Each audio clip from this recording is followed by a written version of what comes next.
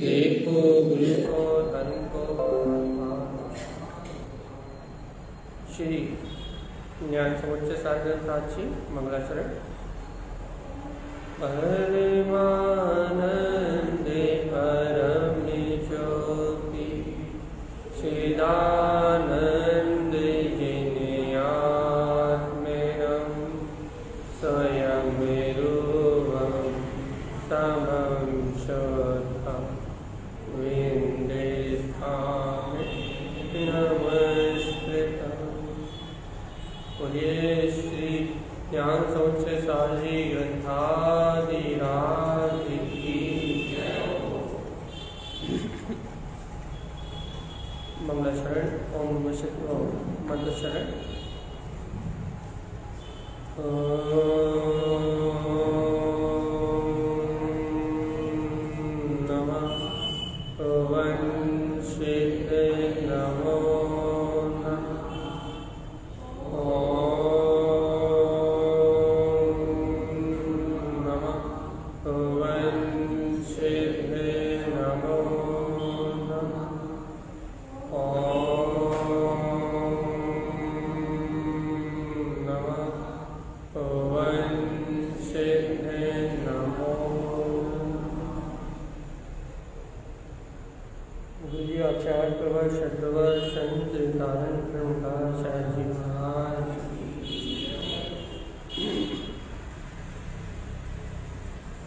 अपना विषय भगवान की अमृत में वाणी जिनेंद्र देव का उपदेश। अपना विषय चल रहा है शुद्ध भोग और शुद्ध भोग का, जिसमें अपन प्रमाण गाथाओं के आचार्य श्रीमद जी तारतम्य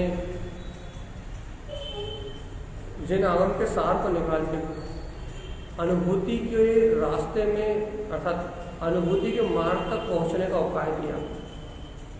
जिन आगम में दो प्रकार के प्रमाण कहे गए हैं, एक परोक्ष है और एक प्रत्यक्ष है।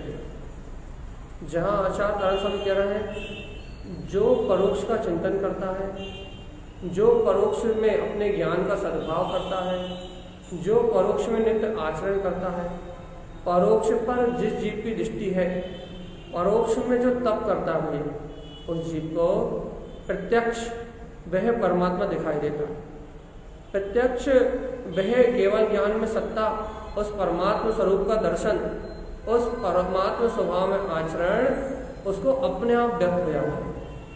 यह तारा स्वामी का कहना है कि जो परोक्ष में तप करता है उसे प्रत्यक्ष अपना ज्ञान में ध्रुव स्वभाव उसके फल स्वरूप अनुभूति में आ जाता है। हम रिवीजन करने की सोच रहे थे, रिवीजन करेंगे तो पूरी गाथाएं फिर से हो जाएंगी। यदि गाथाओं का रिवीजन करेंगे तो कल का पूरा विषय फिर हो जाएगा और पता लगे मन लग गया तो आगे गाथा नहीं हो पाएगी। तो इसलिए सोच रहे हैं पीछे की गाथा पे जाए ना तो आगे की गाथा हो जाए। तो सार निकालने की कोशिश कर रहे थे। सार क्या है कि कोई जीव यदि परोक्ष उपभोग करे, परोक्ष में अपने मतिस्व ज्ञान का बल जगा है, परोक्ष में आत्मचिंतन करे, परोक्ष में तप करे, तो अपने उसको निश्चित हो जाना चाहिए। किस बात से निश्चित हो जाना चाहिए कि जो परोक्ष ज्ञान के माध्यम से जो हमने पुरुषार्थ किया है वही मार्ग है प्रत्यक्ष करने के पास। इतनी सी बात निर्भयता में आनी चाहिए, निश्चिंतता में आनी चाहिए। जो परोक्ष में हम मतीश्वर ज्ञान के बल से, आत्मचिंतन के बल से, जो परोक्ष में हम परमात्मा की हृदय परमात्मा की आराधना कर रहे हैं, उस आराधना से ही, उस साधना से ही वो सब प्रत्यक्ष हो जाए। इतना निराकुल ज्ञान होना चाहिए अपना। देखो भैया, एक छोटी सी बात कह के आगे बढ़ते हैं। ज्ञान वही है जहाँ निराकुलता,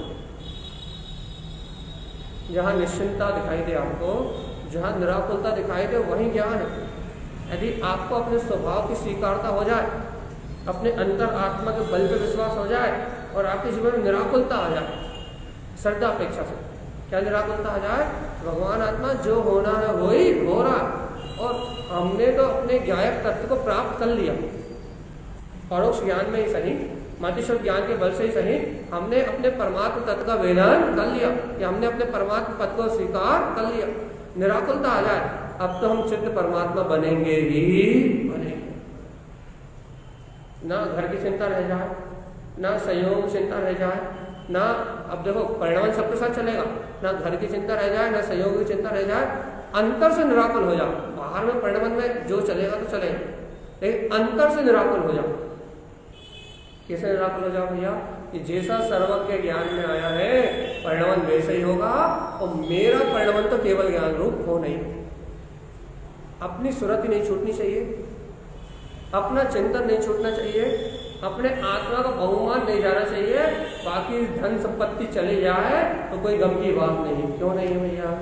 क्योंकि हमें तो वैसे आशरीर से भगवान होना ही, तो पुण्य पाप की वजह से उसका सारा परिणाम होना ही। इतनी निराकुलता अंतर में आ जाए तो समझ लो अपन ज्ञानी हो गए। अब ज्ञानी ऐसा नहीं कि बोलेगा नहीं, बताएगा नहीं, खाएगा नहीं, पिएगा नहीं, ऐसा नहीं। अंतर में कितनी शांति आएगी। अब बाहर के व्यवहार में, बाहर के परिणाम में कहना हो सकता है, सुनना हो सकता है, बोलना हो सकता है, बताना हो सकता है, बाहर के परिणाम में हो सकता है, लेकिन अंतर में कितनी शांति आई, अंतर में कितनी निराकुलता आई, अंतर में कितनी निश्चिंतता आई। अंतर में जितनी निश्चिंतता आ गई उतना आप समझ लो आपको ज्ञान का अंकुरण हो गया। और अंतर में निराकुलता नहीं आई आपके, तो फिर वही अभी आत्म ज्ञान से बहुत दूर है। आवृत्ति श्रावक को ये परोक्ष ज्ञान की चर्चा सुनने का क्या लाभ है? इस परोक्ष ज्ञान की चर्चा सुनने का क्या लाभ? यही तो लाभ है कि अपने मध्यस्थ ज्ञान के प्रकाश को देख के, अपनी अंतर आत्मा की ज्योति को देख के, भगवान ने प्रमाण ज्ञान कहा ना, इस सम्यक ज्ञान को प्रमाण ज्ञान मान के, यही पूर्ण ज्ञान का कारण है, इसे प्रमाण मान के निराकुलता आ जाए। वही हम तो शुद्ध मोक्ष मार्ग में आरोहण कर, थोड़े समय में ये सारे संयोग मिला जाएंगे, तो फिर काय की चिंता और काय की फिक्र। अब देखो बोलना होगा, बताना होगा, आना होगा, जाना होगा, खाना पीना, सोना जाना सब होगा, लेकिन अंतर में श्रद्धा अपने त्रिकाली स्वभाव की जम गई है, तो अंतर में वो निराकुलता आ जाएगी, अंतर में निर्भरता आ जाएगी, अंतर में जैसे व्याकुल संसारी जीव होते हैं ना, वैसे व्याकुल अपन नहीं होते। संसारी जीवों को देखो, यदि कोई थोड़ी सी विपरीत परिस्थिति आती है तो कैसे व्याकुल की व्याकुलता देखो आप, कितने व्याकुल होते हैं, कितने उनके परिणाम पूरे ऊपर नीचे हो जाते हैं, और परिणाम समझने जैसी कोई बात भी नहीं आती। कैसी अंतर में घबराहट होती, कैसे उथल पतल होती। तो आप उनकी अपेक्षा देखो कि ये संसारी जीव जो तत्व का श्रद्धा नहीं करते, वीतराग धर्म को नहीं जानते, या फिर जिन्होंने इस परोक्ष ज्ञान की शक्ति को नहीं जाना, जो बाहर में तो भैया जैन हो गए, बाहर में तो क्रियाएं करने लगे, लेकिन जिन्होंने अपने अंतर की वीतराग शक्ति को नहीं जाना, अपने मध्यस्थ ज्ञान के बल को नहीं जाना, वो देखो उनके जीवन में कितनी आकुलता, कितनी व्याकुलता, कितनी घबराहट, कितनी अशांति है, कितनी हड़बड़ है। चाहे क्रियाओं को लेके हो, चाहे वो पूजा को लेके हो, चाहे वो पाठ को लेके हो, चाहे किसी भी चीज को भी लेके हो, आज तक उनके अंदर कितनी आकुलता है, कितने आकुलित है। और देखो जिसने आत्मा का श्रद्धान कर लिया, जिसने अपनी अंतरात्मा के बल को जान लिया, उसे परिणमन अपनी योग्यता से हो रहा है। ये स्वीकारता करने के बाद उसके अंदर में कितनी निराकुलता है, कितनी निर्भरता, कितनी निश्चिंतता, कितना निराकुल है वो। किस बात में निराकुल है? अपने स्वभाव के सहकार से, अपने स्वभाव की स्वीकारता से वो कितना निराकुल है, कितना निर्मल है, कितना निर्भीक है कि नहीं। तो परोक्ष ज्ञान मतलब अपने मध्यस्थ ज्ञान से प्रकट हुआ अपना आत्मा का बल, अपना तत्व का बल, जिससे जीवन में निराकुलता और शांति का जन्म होता है। अब प्रत्यक्ष ज्ञान होगा तो केवल ज्ञान जन्मा जाए, फिर तीनों लोग देखेंगे, फिर आपको किसी को बताना नहीं पड़ेगा। जब आपकी केवल ज्ञान की पढ़ाई प्रकट हो जाएगी ना, परोक्ष तक होने लगेगा ना, तो आपको किसी को बताना नहीं पड़ेगा। लोग और देवता आएंगे, धुंधुई बजाएंगे, 12:30 करोड़ बाजे बजेंगे, और पूरी दुनिया समझ जाएगी कि क्या हो गया है। फिर आपको किसी को प्रमाण नहीं देना पड़ेगा। लेकिन भगवान जी अभी भी आपको किसी को नहीं देना, अभी भी अपने आप में प्रमाण करना है। क्या प्रमाण करना है? हाँ, स्वभाव की स्वीकारता, या जो अपने ये परोक्ष में जो अपन कर रहे हैं चिंतन, ये तप, ये अपन जो अपने ज्ञान स्वभाव की बार बार चर्चा करके अपने आत्मा के जो निकट आ रहे हैं, ज्ञान स्वभाव की चर्चा से जो ज्ञान में ज्ञायक स्वभावी आत्मा हूं, ये जो अंतर का बल बढ़ रहा है अपना, ये पुरुषार्थ ही पूर्ण केवल ज्ञान को प्राप्त कराने वाला है। इस बात को अंतर दृढ़ निश्चय में उतारना, दृढ़ निश्चय, यही साधना है। और इस साधना से ही सिद्धि की प्राप्ति होगी, अन्य कोई भीतराग मार्ग है ही नहीं।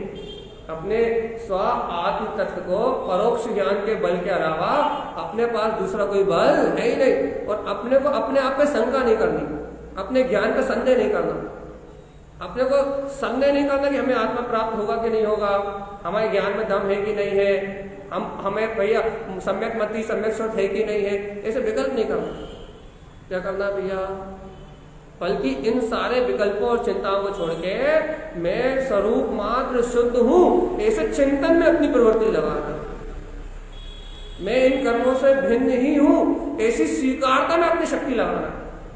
देखो भैया, यदि अपन अपनी शक्ति अपने स्वीकारता में लगाएंगे, अपने स्वभाव के सहकार में यदि अपन अपनी शक्ति लगाएंगे, तो क्या होगा भैया, अपने स्वभाव के सहकार में, अपने स्वभाव के, अपने तत्व के बल में अपनी शक्ति लगाएंगे तो क्रांति का जन्म होगा, तो अंतर का प्रकाश हटेगा और वो जो परोक्ष में दिख रहा है वो प्रत्यक्ष दर्शन में प्रकट हो जाएगा। देखो भैया, ऊर्जा वही है, या तो विकल्पों में लगा लो, सल शंकाओं में लगा लो, पुत्र परिवार की उलझन में लगा लो, वही सल में दिन भर चिंता में अपने उस उपयोग को लगा दो, और ये शक्ति वही है, उसे अपने स्वभाव के, अपने तत्व की स्वीकारता में लगा दो, ताकत होती है भाई अपने पास। सल शंका में लगा दोगे तो वो पूरी ताकत व्यर्थ हो जाएगी, पर का जीव कुछ कर नहीं सकता, सब वेस्ट चली जाएगी। और यदि उसी शक्ति को अपने परमार्थ में लगा दोगे, अपने परोक्ष ज्ञान की शक्ति को जान के उसी को अध्यात्म की सिद्धि में, आत्मा की सिद्धि में लगा दोगे, तो वो ही शक्ति परमात्मा रूप प्रकट हो जाएगी, वो ही परोक्ष ज्ञान प्रत्यक्ष रूप हो जाएगा, वही जो हृदय से परमात्मा अभी हृदय में दिखाई दे रहा है, वही सर्वांग से सिद्ध रूप प्रकट हो जाएगा। वही जो अभी ये औदारिक शरीर दिख रहा था, ये औदारिक शरीर में, हृदय में जो परमात्मा इस समय अनुभव में आ रहा है, वही परम औदारिक शरीर रूप अरिहंत दशा में प्रकट हो जाएगा। अच्छा नहीं होना, शक्ति वही है, जो अभी परोक्ष है वही साक्षात्कार रूप प्रकट हो जाएगा। लेकिन विश्वास पूरा चाहिए कि जो रास्ते पे हम चल रहे हैं वो 100% एकदम खरा है। इतना श्रद्धा चाहिए तो आप निर्भय होकर आगे बढ़ पाओगे, और यदि इतनी 100% श्रद्धा नहीं है तो फिर कोई ना कोई टोक देगा। क्या टोक देगा? अरे ऐसे मोक्ष मिल रहा है क्या, ये पंचम काल में मोक्ष मार गया, अब पहले कोई बोल देगा और 2-4 क्रिया थमा देगा, तो क्या हो जाएगा भैया, यहां से अविश्वास होगा, अपने मार्ग पे दृढ़ता नहीं आएगी, और भैया हाँ सही बात है पंचम काल में मोक्ष हो रहा है, ऐसे मिलता है कि सब कर सकते, बिरले किसी जीव को होता है। ऐसा दीनहीन परिणाम आया, यहां वहां रुचि गई और बस आत्मा का पतन शुरू। हमने सुबह भी कहा था, श्रद्धा संभाल लो, कुछ संभाल आया ना संभाल, तो गाथा बजा रहा है कि बात पे बात खत्म। हमने क्या कहा था, अपनी श्रद्धा संभाल लो, श्रद्धा संभाल लो, श्रद्धा संभल गई तो ज्ञान और चारित्र समझ जाएगा, और श्रद्धा नहीं समझी तो ज्ञान और चारित्र नहीं समझेगा। अब देखो तारण स्वामी क्या कह रहे हैं, तारण स्वामी कह रहे हैं सुनो, उपभोगम परोक्षम जाना, देखो फिर चैलेंज करना, उपभोगम परोक्षम जाना थी, जो परोक्ष उपभोग को जानता है। पहले उन्होंने साधन बता दिए आत्मचिंतन के माध्यम से, क्या बोल रहा है, उन्होंने पहले साधन बता दिए कि किस माध्यम से, परोक्ष में आचरण के माध्यम से, परोक्ष तप के माध्यम से, जो उपभोगम परोक्ष जाना थी, जो परोक्ष के उपभोग को जानता है वो क्या करता है भैया, शुद्ध भाव स्वयं ध्रुवम। क्या कह रहे हैं तारण स्वामी, जो जीव आत्मा परोक्ष में अपने चिंतन के माध्यम से, अपने त्रिकाली स्वभाव के मनन के माध्यम से, तप के माध्यम से, अपने सम्यक्ता चरण चारित्र में आचरण करने के माध्यम से, तप के माध्यम से जो जीवात्मा उपभोगम परोक्ष जानाति, परोक्ष में अपने भीतराग तत्व का उपभोग करना जानता है नहीं, दिखाई नहीं दे रहा, लेकिन मति शुद्ध ज्ञान के बल से जो भव्य जीव आत्मा उपभोगम परोक्ष जानाति, परोक्ष उपभोग को जानता है, उसको काय की प्राप्ति हो जाती है भैया? शुद्ध भाव। शुद्ध भाव चाहिए भैया। घर पर तो परिवार का चिंतन करते रहो, शुद्ध भाव हो जाएगा। पुण्य पाप की क्रियाओं को चिंतन करते रहो, शुद्ध भाव हो जाएंगे। मंदिर आ जाओ, शुभ भाव हो जाएंगे, शुभ हो जाएंगे, लेकिन शुद्ध कैसे होंगे? उपभोगम परोक्षम जानाति, सुनाई दे रहा है कि नहीं? शुद्ध भाव सिर्फ उसको प्रकट होंगे जो परोक्ष में अपनी परमात्मा सत्ता का उपभोग करना जानता है, बस। गारंटी है, स्टाम्प पेपर पे लिख के दे रहा है। अपन दीन होते हैं, हीन होते हैं, पराधीन होते हैं, हमें भाव विशुद्धि नहीं हो रही, हमें शुद्ध उपयोग की व्यक्तता नहीं हो रही, ये हमारा मार आगे नहीं बढ़ रहा, और तारण स्वामी गारंटी कह रहा है क्या? और भोगम परोक्षम जानाति, जो इस प्रकार से परोक्ष में शुद्ध उपभोग को जानता है, शुद्धता का उपभोग प्रकट करता है, बार बार अपने ज्ञायक तत्व का उपभोग करता है, अपने भीतराग भाव का उपभोग करता है, सम्यक दर्शन ज्ञान की परिणति से अपने ज्ञायक भाव को ध्याता है, जो ऐसे शुद्ध उपभोगम परोक्ष जानाति, परोक्ष के उपभोग को जो जानता है, उसको क्या होता है भैया? शुद्ध भावम स्वयं ध्रुवम। क्या कह रहे हैं? उन्हें स्वयं का शुद्ध उपयोग रूप भाव, अपना ध्रुव स्वभाव प्रकार, शाश्वत भाव प्रकट हो जाता है। शुद्ध उपयोग, शुद्ध भाव, शुद्ध भाव चाहिए। देखो, अच्छा, तो मैं ये बात समझ नहीं आ रही। देखो, तारण स्वामी नीचे अच्छी जम से पिटाई लगा रहे हैं। क्या कह रहे हैं? निर्गुणम गुण ना जानाति। यदि किसी क्रियाकांडवादी को, यदि किसी व्यवहार दृष्टि वाले को, या अन्य मतों में फंसे हुए किसी जीव को यदि आप सुनाओगे ना कि परोक्ष उपभोग करो, इससे कल्याण होता है, बाहर से कुछ करने से कल्याण नहीं होता, तो निर्गुणम गुण ना जानाति, वो इस परोक्ष उपभोग को मानने वाला नहीं। बोले देखा, निर्गुणम, वो निर्गुण है, सम्यक को नहीं जानता, जिन्हें भगवान की बात को नहीं जानता, भगवंतों के वचनों को नहीं जानता, सत्य और असत्य में अंतर नहीं जानता। तो तारण स्वामी कहते हैं निर्गुणम, वो निर्गुण है, गुणम ना जानाति। निर्गुण जो निर्गुण है, गुणों को नहीं जानता। मिथ्यातम सहकारिणम, वो हमेशा मिथ्यात्व का ही सहकार करता है, मन वचन कायी क्रिया को ही धर्म मानता है, बाहर के क्या बोलते हैं मिथ्या देव अदेव कुदेव आदि में ही धर्म मानता है, उसे पुलिंगियों का ही विश्वास होता है, उसे आत्मा का विश्वास, गुणों का विश्वास नहीं होता, रत्नात्रय आत्मा का विश्वास नहीं होता, अपने अंतर में परोक्ष आत्मा का भोग का विश्वास नहीं होता, इंद्रियों के भोग का विश्वास होता है। अपने ऊपर की बात समझ में नहीं आ रही ना, इससे पहले नीचे की बात की, ऊपर की समझ में नहीं आ रही ना, परोक्ष उपभोगम परोक्ष जानाति, तो उस विषय को छोड़ दिया, तुम्हें ऐसे समझ में नहीं है, सीधी बात समझ में नहीं आ रही। पहले नीचे वाली लाइन को वांछन कर देना। नीचे वाली लाइन क्या कह रही है भैया? निर्गुणम गुण ना जानाति। जो निर्गुण है, मतलब जो ना सम्यक दर्शन ज्ञान चारित्र वीतराग धर्म अहिंसा कुछ नहीं जानता, जो निर्गुण है वो गुण ना जानाति, वो भगवान की वाणी के रहस्य को नहीं जान सकता। क्यों नहीं जान सकता? क्योंकि तारण स्वामी कह दिया मिथ्यातम सहकारिणम, क्योंकि उसके अंतर आत्मा में मिथ्यात्व का सहकार पड़ा हुआ है। मिथ्यात्व तो अनादिकाल से है ही, लेकिन मिथ्यात्व का सहकार पड़ा हुआ, मतलब शरीर आदि राग आदि की क्रियाओं में उसे अपनत्व पड़ा हुआ है। वो होने वाले परिणमन को ही अपनत्व भाव से मानता है, एकत्व करके मानता है। होने वाले शरीर आदि के परिणमन को, होने वाले कर्म आदि के परिणमन को, शुभ अशुभ क्रियाओं को, मन वचन काय के परिणमन को ही वो अपना परिणमन मानता है। इसलिए ऐसे मिथ्यात्व का सहकार करने वाला, अर्थात मिथ्यात्व का पक्ष करने वाला निर्गुण है, और वो इस परोक्ष की बात को समझने वाला नहीं। उसे बाहर की क्रियाओं में तो धर्म दिखाई दे जाएगा, जैसे हम उपवास कर लेंगे ना, तो उपवास में तो धर्म दिखाई दे जाएगा, लेकिन अंतर में जो आत्मा का चिंतन है, अंतर में जो आत्मा का मनन है, अंतर में जो ज्ञायक तत्व की प्रतीति है, इसमें उसे धर्म दिखाई देगा नहीं। क्यों नहीं दिखाई देगा? मिथ्यात्व का स्वीकार है। और निर्गुणम गुण न जानाति, निर्गुण गुण को कैसे जानेगा? अच्छा, गुणों को तो वही जानेगा ना जो गुणी हो, जिसमें गुण हो, जिसने सम्यक्त को देखा हो, जिसने सम्यक्त की रुचि जागृत की हो, जो सम्यक्त को स्वीकार करना चाहता हो, आत्मा जो अपने आप को आत्मा स्वीकार करता हो, वो आत्मा ही तो आत्मा का उपभोग को स्वीकार करेगा ना।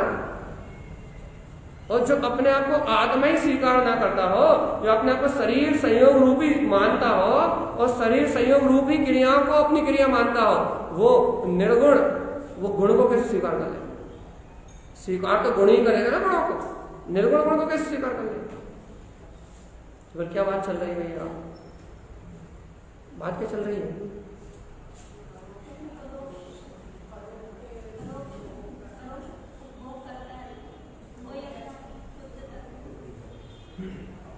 फिर से रिपीट कर रहा हूं, नीचे वाली बात को छोड़ के वापस ऊपर जा। शायद बैठ गई हो, अब दिमाग में सेट हो गई हो। क्या कह रहे तारण स्वामी कि उपभोगम परोक्षम जानाति, सुन रहे हो कि नहीं?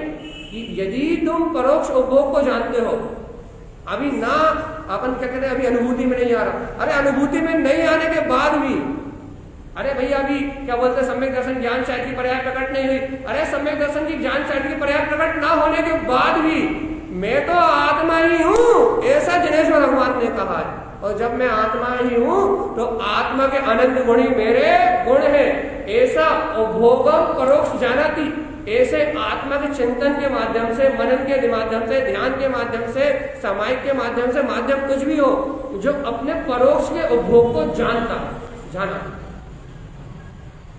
अपनी शक्ति को जानता है, अपने ज्ञान की चेतनता की शक्ति को जानता है, अपने ज्ञान के सम्यक अंकुरण को जानता है। कोई पर्याय नहीं हो, ना सम्यक दर्शन की, ना ज्ञान की, ना चारित्र, कुछ भी नहीं हो, लेकिन उसके बाद भी जानता है कि मैं आत्मा तो अनंत गुण में हूं और मेरा आत्मा तो आत्मा का भोग कर सकता है।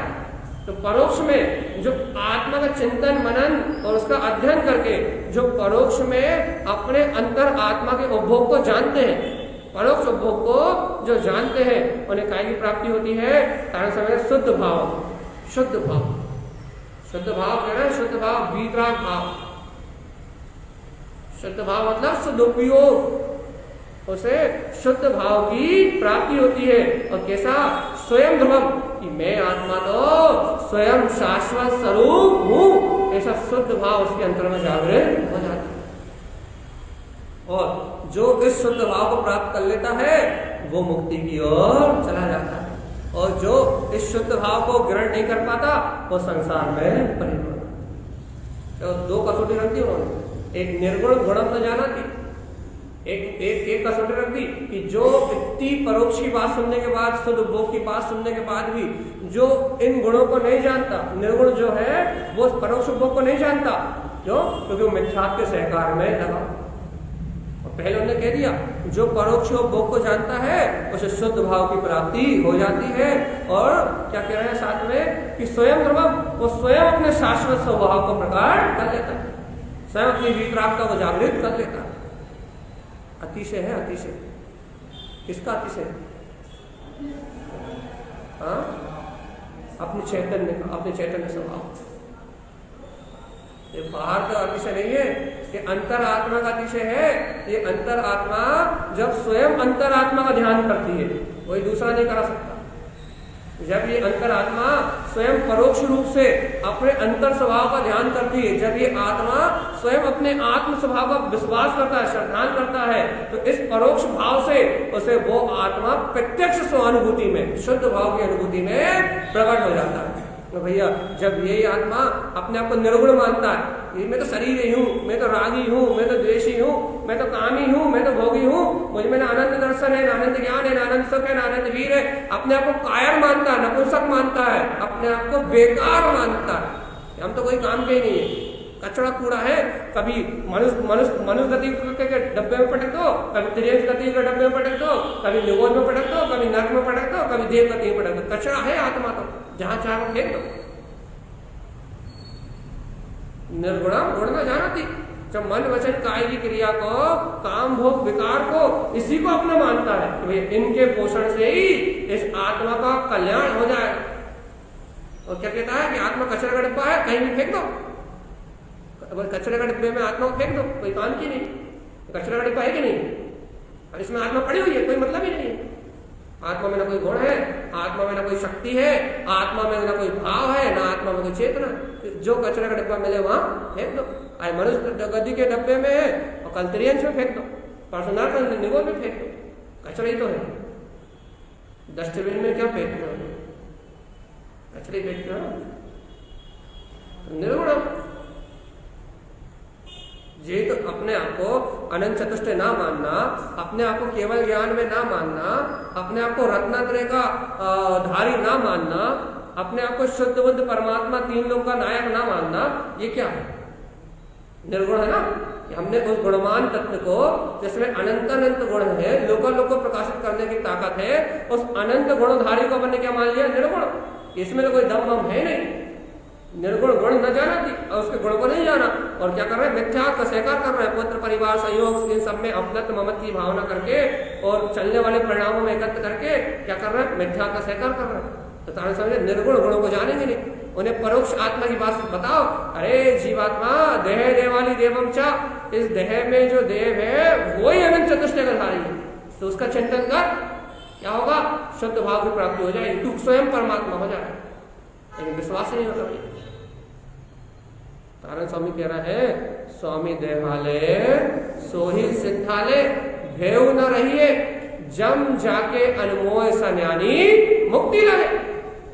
इस देह देवालय में जो देव है वही सिद्धालय में है, और जम जाके अनमोय, जो भव्य आत्मा इस परमात्मा पद की अनुमोदना करेगा तो मुक्ति लगे, वो मोक्ष को प्राप्त कर ले। खत्म कहानी। जो परोक्ष का उपभोग करेगा वो परमात्मा बन जाएगा। लेकिन अपने को समझ में आ रही कि नहीं आ रही? सीधी सीधी बात। दो चीज देखो, अपन थाली सुन चुके हैं जिनवाड़ी की। आप यहाँ दो चीज भैया बता दो, आप गुणी हो या निर्गुण हो, बस।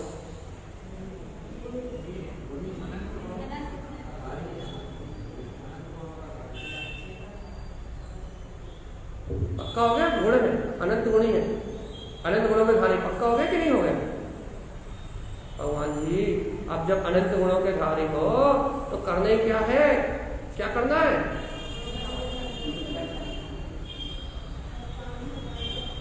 जब अनंत गुणों के धारी हो तो करना क्या है? बचा क्या? काम क्या बचा? अरे बस इतना सा काम बचा है कि अनंत गुणों के धारी तो अभी हो, उपभोगम परोक्ष, या जो अभी दिख नहीं रहा है लेकिन है, ऐसे गुणों का उपभोग करना है। और उपभोग करने के लिए आपको कुछ खाना पीना लाना या लेना कुछ नहीं है। क्या करना है? सिर्फ उसकी प्रतीति रखना है, अवंती, बस उसकी सिर्फ सूरत रखना है कि ऐसे अनंत अनंत गुण मेरे अंदर में है। मात्र उसकी सुरति से, मात्र उसकी स्वीकारता से वो अनंत गुण प्रकट हो जाएगा, शुद्ध भाव की प्रकटता हो जाएगी अपने गुण अपने अंतर में। उपभोग करने के लिए क्या चाहिए? उपयोग। देखो भैया, भोजन करने के लिए क्या चाहिए? मुंह। ग्रास बनाओगे और अंदर डालोगे तो भोजन होगा, पेट में जाएगा। ऐसे ही यहाँ आत्मा तो शरीर तो है नहीं कि शरीर की तरफ कुछ उठा के खाए। आत्मा तो अस्पर्शी है, तो आत्मा तो राग देश का उपभोग कर रही है। यदि अज्ञान भाव में है तो अभी भी आत्मा अपने भाव से उपभोग कर रही है, अशुभ भाव का लेकर, अशुद्ध का, दुर्गति में जाने वाला। लेकिन यदि अब भी आली अपने को यह स्वीकार हो जाए कि मैं आत्मा अनंत गुण में हूँ, निर्गुण परमात्मा, निर्गुण नहीं हूं मैं आत्मा अनंत गुणों का धारी हूँ, रत्नत्रय में हूँ, यदि ये श्रद्धा हो जाए तो आत्मा का ये जो उपयोग है ना, ये ही उपभोग करने वाला है। ये जो आत्मा का उपयोग है, जो जान रहा देख रहा है, ये उपयोग ही उपभोग करने वाला है। तो ये उपयोग उपभोग कैसे करेगा भैया? परोक्ष में वो गुण नहीं दिख रहा है, मतिष्व ज्ञान की शक्ति में वो गुण अभी व्यक्त नहीं दिख रहा है, केवल ज्ञान अभी व्यक्त नहीं दिख रहा। लेकिन मैं पूर्ण केवल ज्ञान स्वभावी आत्मा हूं और ये पर पर्याय मुझसे भिन्न है। इस प्रकार से जो उपयोग अपने चैतन्य का उपभोग करेगा कि मैं चैतन्य हूँ, ज्ञान में हूँ, ज्ञायक में पद वाला हूँ, ये जो उपभोग करेगा ना, इससे शुद्ध भाव प्रकट हो जाएगा, इससे शुद्ध उपयोग प्रकट हो जाएगा और तेरा शाश्वत जो ध्रुव पद है वो तेरी अनुभूति में आ जाएगा। केवल ज्ञान में अनंत चतुष्टय का धारी को परमात्मा स्वानुभव में प्रकट हो जाएगा। लेकिन उपभोग करने से, ये भोजन करोगे तो पेट भराएगा, बिना करे भराएगा है? तो ये बताओ, आत्मा कब से भूखी है? हाँ? आत्मा कब से भूखी है?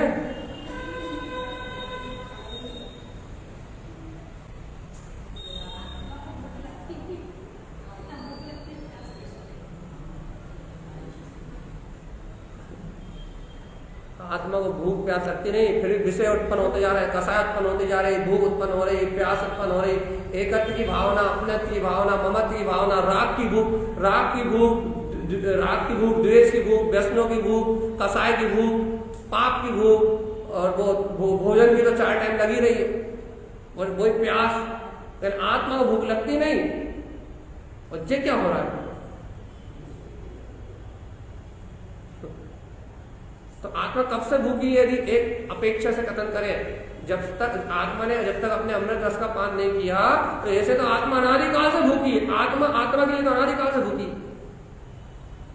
है, तो परिपूर्ण अनंत गुणों का स्वामी, लेकिन अपने आप को ही भूला हुआ है, अपने आप को ही विस्मरण करा हुआ है, तो अपनी खोज कर रहा है, सुख की खोज कर रहा है, ज्ञान की खोज। बता दो, इस दुनिया में हर व्यक्ति बचपन से सुख के लिए तो सारा प्रयास करता है, बचपन से ज्ञान अर्जन करने के लिए स्कूल जाता है, ज्ञान की खोज तो करता है, लेकिन लौकिक ज्ञान में फंस जाता है, सुख की खोज तो करता है, लेकिन भौतिक सुख में फंस जाता है, अपने अभिमान को ही तो चाहता है, लेकिन स्वाभिमान को, आत्मा को भूल जाता है, अभिमान को, पदों को बढ़ाता जाता है।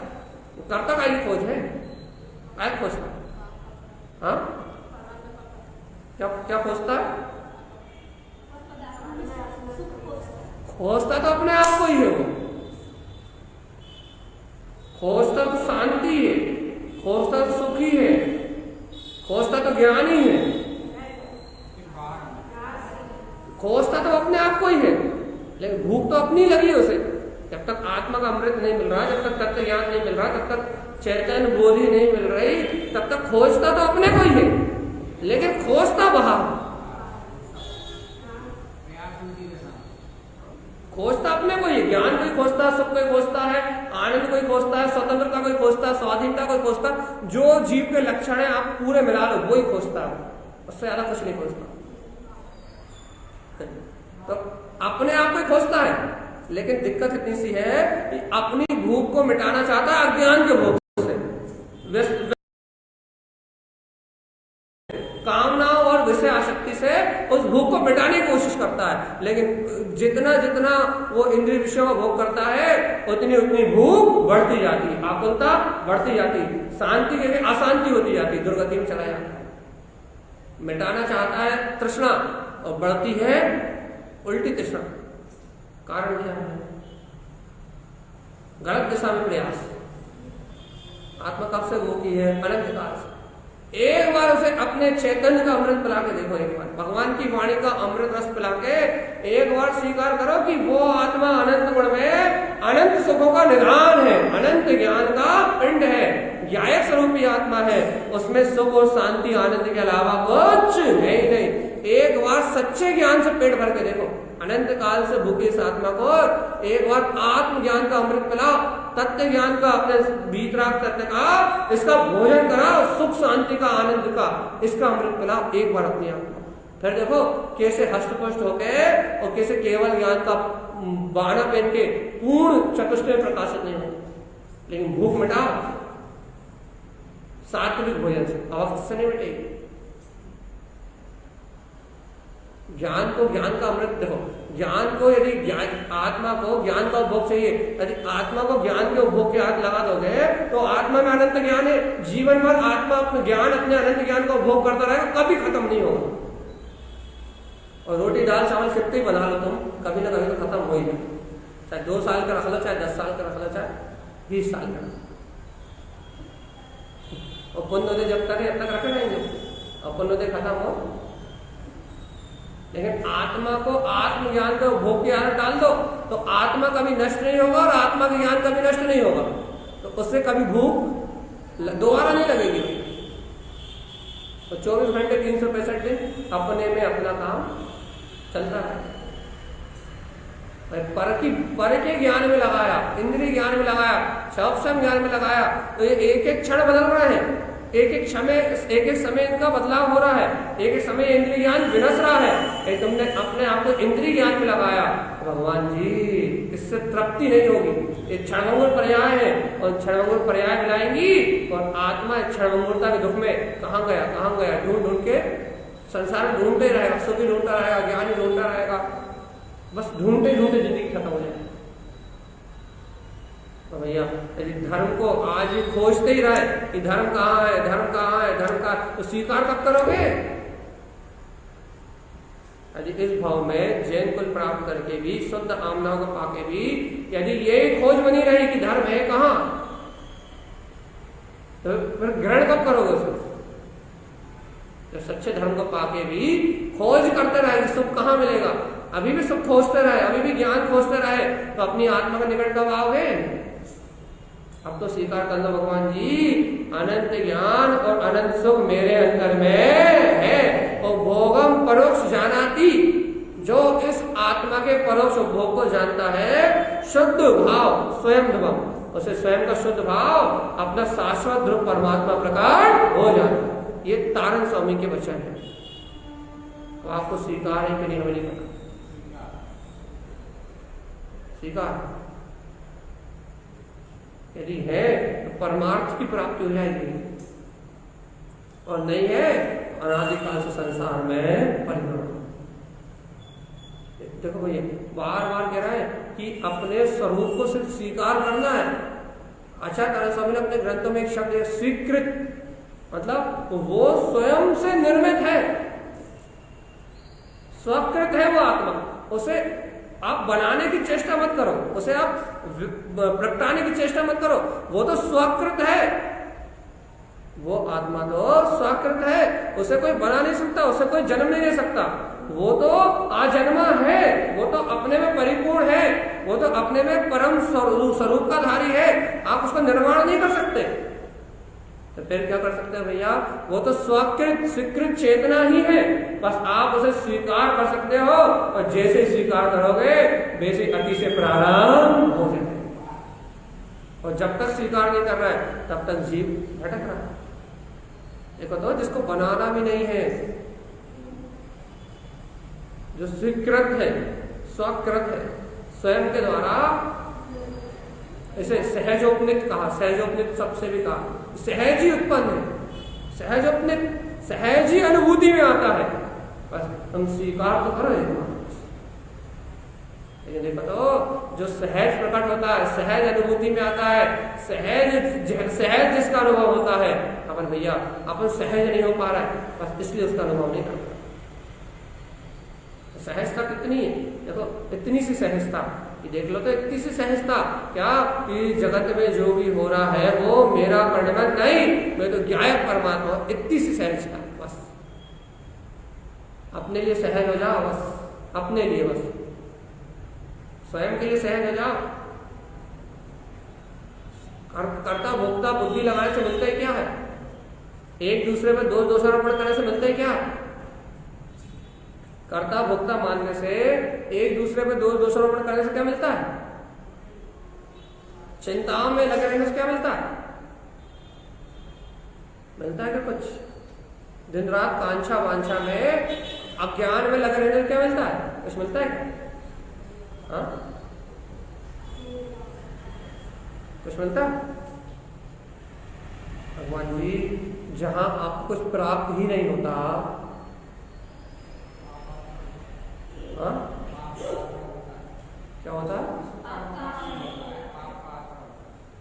हाँ, मतलब आत्मा को कुछ नहीं होता ना, हाँ, बल्कि पता नहीं होता है, विकास के नाम पे तो कुछ नहीं होता ना भैया। जब आपका चिंताओं से, आकुलताओं से, बाहर के प्रपंचों से जब आपका एक सेकंड का हित नहीं होता भगवान आत्मा, तो फिर क्यों यहाँ पूरा जीवन खराब कर रहे हैं अपन? बस इतना सा विचार। इतनी सी बात अपने एक बार दिमाग में फिट बैठ जाए ना कि वास्तव में 1% भी बाहर में हित नहीं होता, 1% भी हित नहीं होता, तो भगवान जी स्व का चिंतन करना ही उपादेय है, बस अपने परोक्ष आत्मा का उपभोग करना ही उपादेय है। इसके अलावा कहीं भी दिमाग लगाना पूर्णता बेकार है। लेकिन ये इतनी सी बात पकड़ में नहीं आ रही कि हमारे लिए हितकारी मात्र हमारे स्वचेतन आत्मा का चिंतन के अलावा कुछ है ही नहीं। ना चिंता है, ना राग है, ना द्वेष है, ना मोह है, ना कोई प्रकार का संयोग है। हमारे लिए एकमात्र हितकारी अपने परोक्ष आत्मा का उपभोग है। इससे शुद्ध भाव का जन्म होगा, इससे ध्रुव आत्मा की अनुभूति प्रकट होगी। ये हमारे लिए कल्याण का साधन है। तो देखो तो सामने अपना निर्माण का समझो, सामने अपनी मुक्ति रखी है, अपना स्वभाव मुक्त ही है, सामने मुक्ति रखी है, लेकिन उस मुक्ति का वर्णन करने तैयार नहीं है, उस मुक्त स्वभाव को स्वीकार करने तैयार नहीं है। बंध के कारणों में लगे हुए हैं भाई, व्यर्थ की चिंता में, व्यर्थ की आकुलता में, व्यर्थ की झगड़े में, व्यर्थ की उलझन में, ये ऐसा वो वैसा, व्यर्थ के विपक्ष में लगे हुए हैं और सामने मुक्त स्वभाव झलक रहा है, परोक्ष परोक्ष लेकिन मेरे पास है। और जहां आपने उसमें आचरण किया, परोक्ष मुक्ति में आचरण किया, प्रत्यक्ष मुक्ति सामने आके खड़ी हो जाएगी। लेकिन भैया अपन इस मुक्त स्वभाव को, इसको मुक्त स्वीकार नहीं कर रहा है। और क्या स्वीकार कर रहा है भैया? संयोगों में बंधे हुए हैं, परिवार में बंधे हुए हैं, अभी यहाँ उलझे हुए हैं, वहां उलझे हुए हैं। अभी जो सामने मुक्त है उसको मुक्त स्वीकार नहीं कर रहा है। तो मुक्त नहीं, किसको मुक्त कराना चाह रहा है? किसको मुक्त कराना चाह रहे हो? शरीर को मुक्त कराना चाह रहे हो, मन को मुक्त कराना चाह रहे हो, बुद्धि को मुक्त कराना चाह रहे हो, किसको मुक्त कराना चाह रहे हो? हाँ, तुम मुक्त किसे कराना चाहते हो? मन को, बुद्धि को, विकल्पों को, किसको मुक्त कराना चाहते हो? हाँ,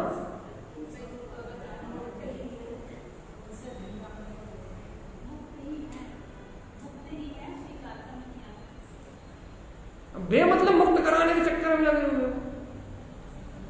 मुक्त कराने किसे चाहते हो ये तो बता दो भगवान जी, एक आध नाम तो बता दो कि भैया इसे मुक्त कराना है क्या? कोई भाई पति को करवाना है, पत्नी को करवाना है, बच्चों को करवाना है, समाज को करवाना है, चेज झंझट बनी हुई है।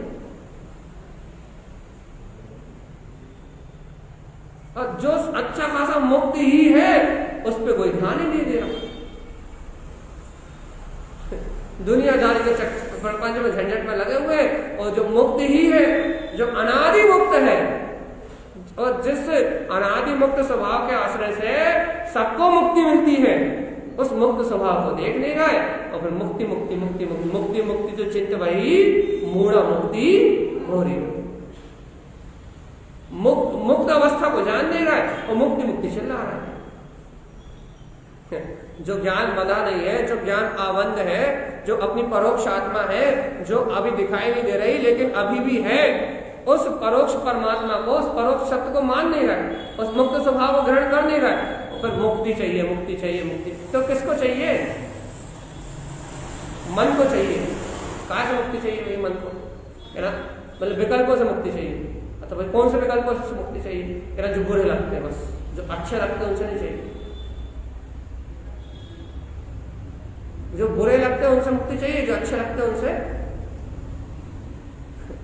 तो मुक्ति थोड़ी चाहिए भगवान जी।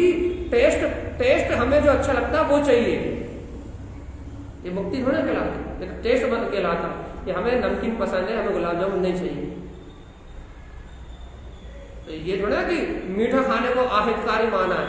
बात ये है कि मीठा पसंद ही नहीं है, पसंद ही नमकीन है, तो क्या करें?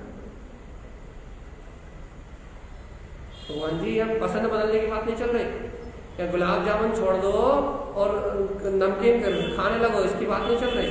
काय की बात चल रही?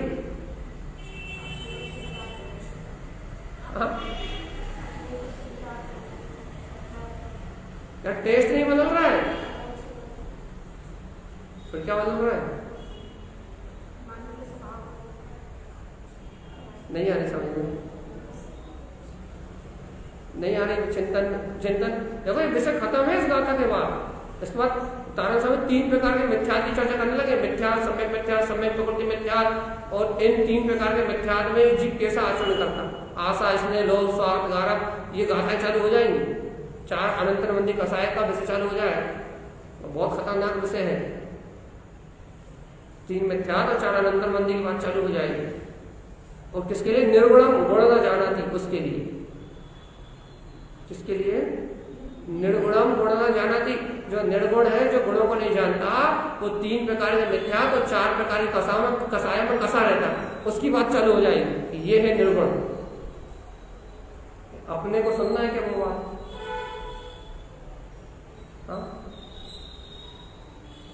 निर्गुण वाली कहानी सुनना है क्या? नहीं सुनना? नहीं सुनना?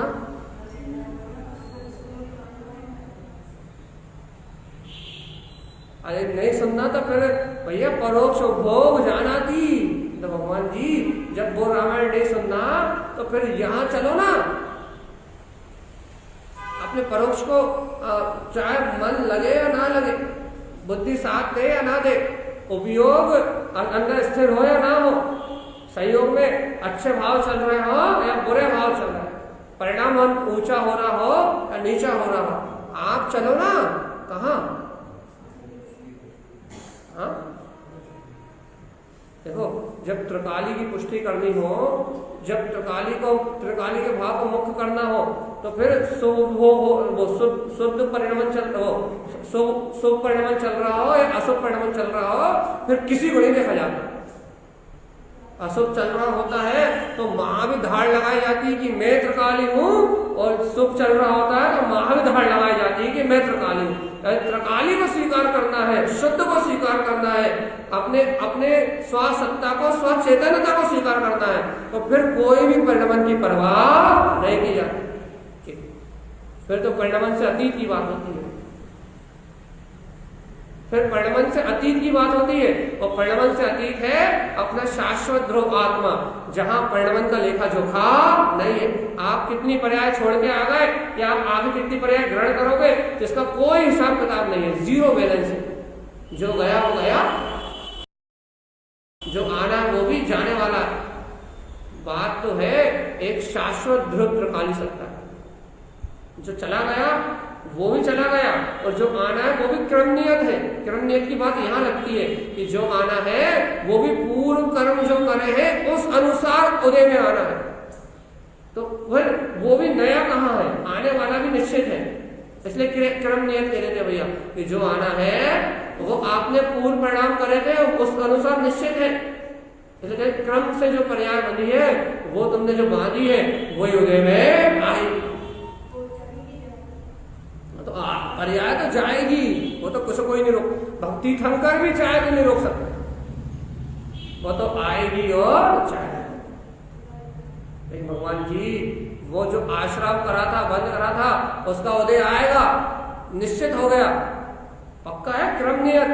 अब जब भैया जब सारी विश्व की व्यवस्था क्रम नियत ही है, क्रम अनुसार ही चल रही है, तो फिर क्यों अपना दिमाग खराब कर रहा है भगवान आत्मा?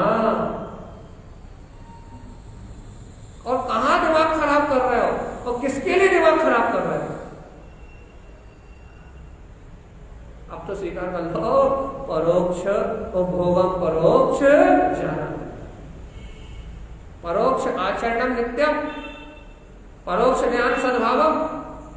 अब तो स्वीकार कर लो कि वो परिपूर्ण परमात्मा सत्ता, यह देहने वाले में वो पीतराग सत्ता है, और वो सबसे भिन्न है। इस परोक्ष में बहुत ताकत है, इस परोक्ष की शक्ति अनंत है, केवल ज्ञान को प्रकाशित करने वाली है। और अपनी गलती इतनी सी है कि हम रोज कह रहे हैं कि हम इस परोक्ष की शक्ति को स्वीकार करने तैयार नहीं। एक गलती है जी, जो आंखों से देखता है, जो कानों से सुनता है, जो इंद्रियों के माध्यम से अनुभव करता है, उसके विश्वास करता है। जीव की गलती है ये। जीव जो आंखों से देखता है, कानों से सुनता है, इंद्रियों और मन के द्वारा जो अनुभव करता है, इसका ही विश्वास करता है, ये इसकी गलती है।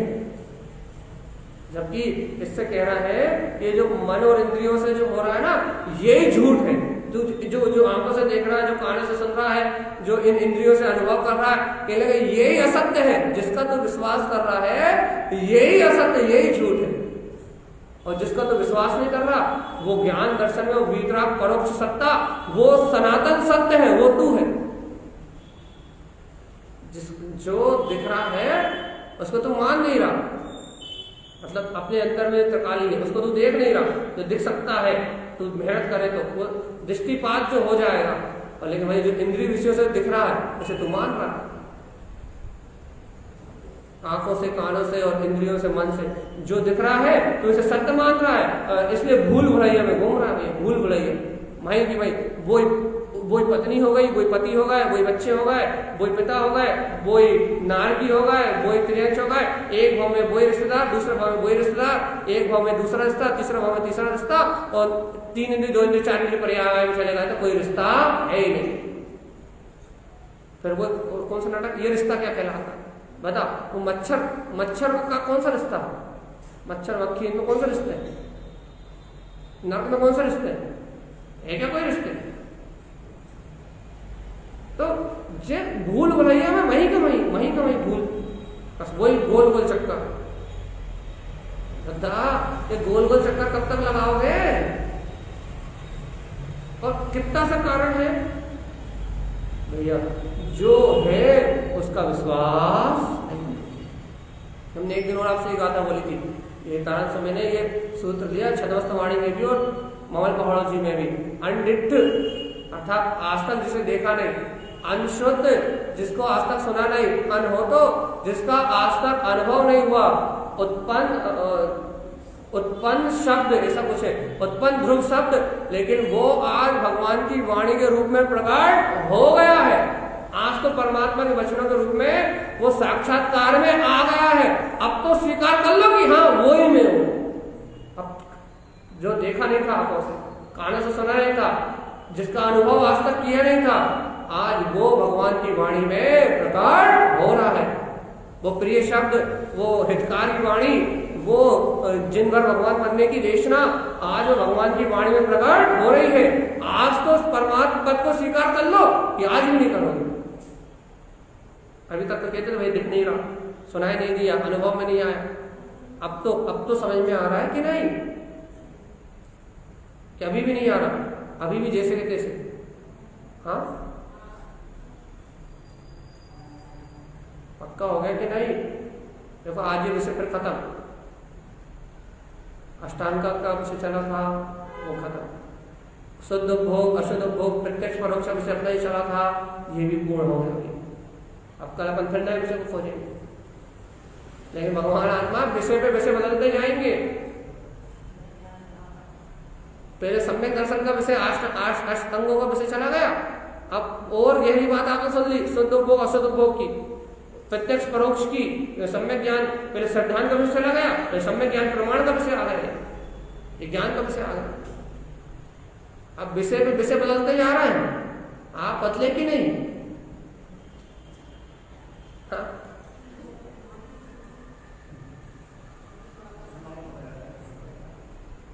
विषय पे विषय बदलते जा रहे हैं, कल नया विषय आ जाए, कुछ नया विषय खोज लेंगे कल। विषय पे विषय बदल रहा है, आपकी परिणति बदल रही कि नहीं? भगवान आत्मा बदल रही है।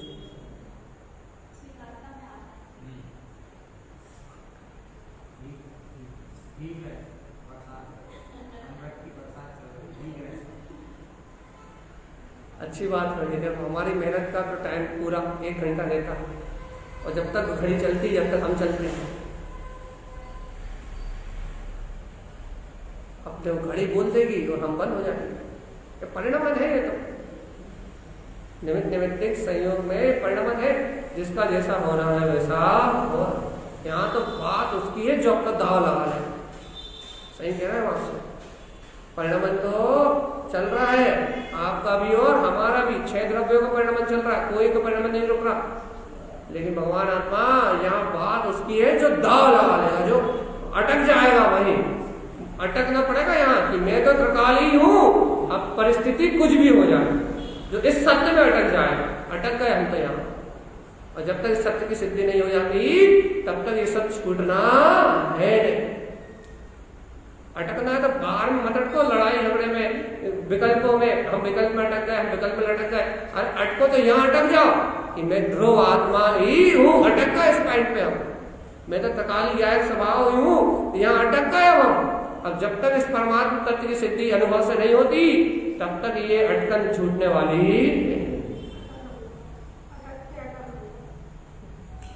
अटक के आत्मा को गटक लो, स्वीकार कर लो कि यह मेरा स्वभाव है, अटक जाओ यहाँ। और ऐसे अटकना कि जब तक पूर्ण सिद्धि ना हो जाए तब तक और कुछ सूझे ना, समझ में ना आए।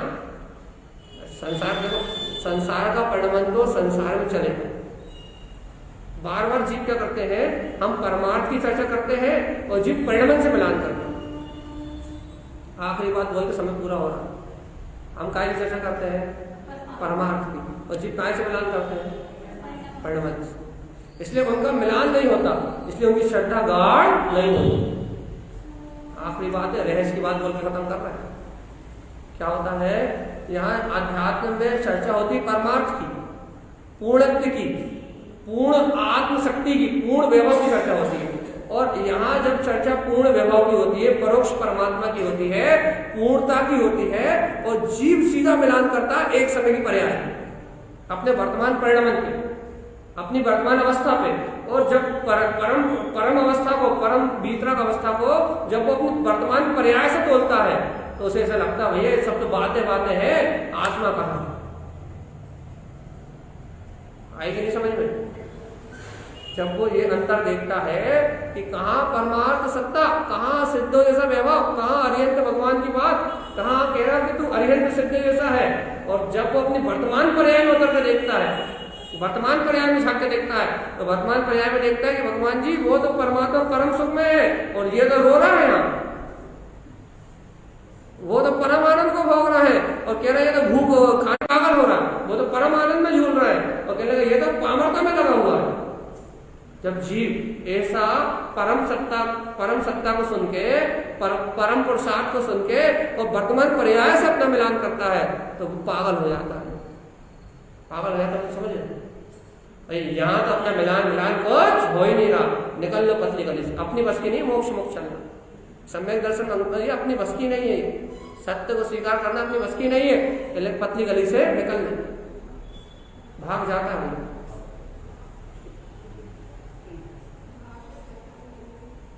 गलती क्या करता है? अच्छा ध्रुव भैया बताओ गलती क्या करता है? हमने आपसे पूछे क्या गलती करता है?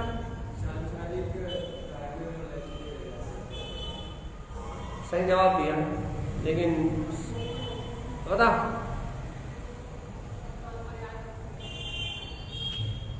बता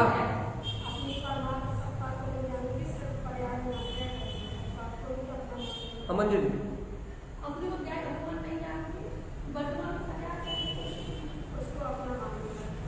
वर्तमान पर्याय से अपनी मिलान की धारा बनाता है, वर्तमान पर्याय से अपना मिलान करना चाहता है और जो होगा नहीं, तीन कार्य में नहीं होगा। ये है क्या है भगवान, और वर्तमान समय एक पर्याय के नश्वर, वो भी मोह राग, वो भी विकार भाव रूप पर्याय चल रही। इस पर्याय से अपनी परमात्मा सत्ता को मिलाना चाहते हैं, ये दोनों मिल जाए, मिलेंगे नहीं कभी, ये मर जाएगा जीव लेकिन कभी नहीं मिलान होगा। फिर मुक्ति का क्या उपाय है? मुक्ति का ये उपाय है कि वर्तमान पर्याय को करे गौण, इसकी करे उपेक्षा, इसको करे अस्वीकार कि ये वर्तमान पर्याय मेरी शाश्वत शक्ति नहीं है, और अपनी परमात्मा सत्ता को करे पूर्ण स्वीकार कि ये मेरा त्रिकालिक ध्रुव स्वभाव है, इससे मैं कभी अलग नहीं होता। पर पर्याय की दृष्टि को करे बिल्कुल अलग और परमात्मा सत्ता करे पूर्ण रूप से स्वीकार, तो इसका मिलान परमात्मा से सीधे अपनी शाश्वत सत्ता से होता है और तब इसे विश्वास जागता है, देखो ये पूर्ण प्रकाश मेरे अंतर में है। उस समय मोक्ष मार्ग उछलता है, अंतर से उछलता है, उस समय मोक्ष मार्ग शक्ति अंतर से छलांग लगाती है और तब जीव का प्रसाद जागता है। और नहीं तो भैया हो रहा है और होने की तलाश में है। यार अगर वर्तमान पर्याय से मत मिलाना अपने आप, परमात्मा सत्ता से नीचे उतर के देखोगे तो पामरता बोध में आएगी, और पर्याय दृष्टि को छोड़ के देखोगे तो प्रभुता झलकेगी। इसलिए पामरता को कभी स्वीकार नहीं करना। एक समय की पामरता भी स्वीकार करी, कितना ही विकार का परिणाम हो जाए, कितना ही मोह हो जाए, कितना ही काम हो जाए, कितना ही भोग हो जाए, कितने ही कर्मों के वेग कितने ही उदय में क्यों ना आ जाए, लेकिन कभी भी अपने आप को पामर पर्याय से मत देखना। हाँ, पामर पर्याय को छोड़ने का भाव कर लेना, कोई दिक्कत नहीं है। पर्यायों को विकार पर्याय में त्यागने की भावना कर लेना, लेकिन पामर पर्याय में स्वयं को कभी स्वीकार नहीं करना। स्वयं तो त्रिकाली गायक परमात्मा ही हूँ, मेरा मिलान किसी पर्याय से होने वाला, पर्याय में वो ताकत नहीं है जो मेरे से मिलान करना। मेरी मिलान वाली पर्याय केवल ज्ञान आदि है जिसमें मैं ही झलकूंगा, उससे देखना मुझे में मैं झलकता हुआ देखूंगा। इसलिए पर्यायों से कोई संबंध है कि नहीं, परिणामों से कोई संबंध में। बस आखिरी बात, परोक्षम एक विषय पूरा, और भोगम परोक्षम जानाति। जो भक्त जीव परोक्ष भोग को जानता है उसके लिए शुद्ध भाव स्वयं ध्रुवम, उसको शुद्ध भाव स्वयं की शाश्वत सत्ता के अनुभव रूप प्रकार हो जाते हैं भैया। और जो अज्ञानी है निर्गुणम गुणना जाना, वो निर्गुण गुणों को नहीं जानता। कारण क्या है, मिथ्यात्वम सहकारिना, वो तीन मिथ्या और चार अनंतर बुद्धि कसाय के सहकार से वो निरंतर संसार में आचरण करता है भैया। ऐसा गुरुदेव का उपदेश है। अपन शुद्ध भोग को, परोक्ष ज्ञान को, परोक्ष शक्ति को जान के और अपने परमात्मा भाव को प्रकट करें, यही गुरुदेव का हम समस्त भव्य आत्माओं के लिए परम पावन और मंगलमय उपदेश है। बोलिए आचार्य प्रवर्ण सदगुरुवर संत तारण तरण लाचार्य जी महाराज।